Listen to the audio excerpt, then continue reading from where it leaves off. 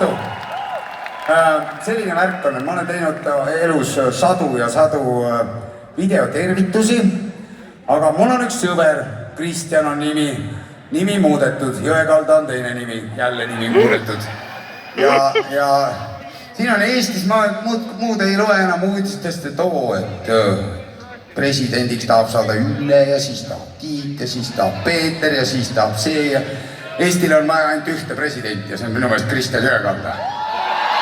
Aga nüüd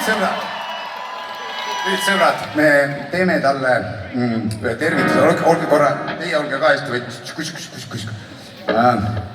Kui ma keeran kaamera teie poole, siis tehke hästi kõva lärmi, on ju.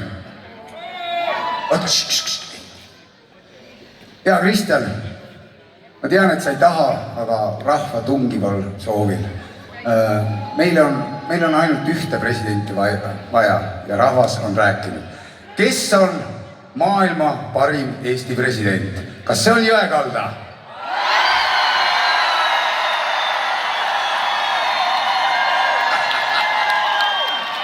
Ole sa tervitatud.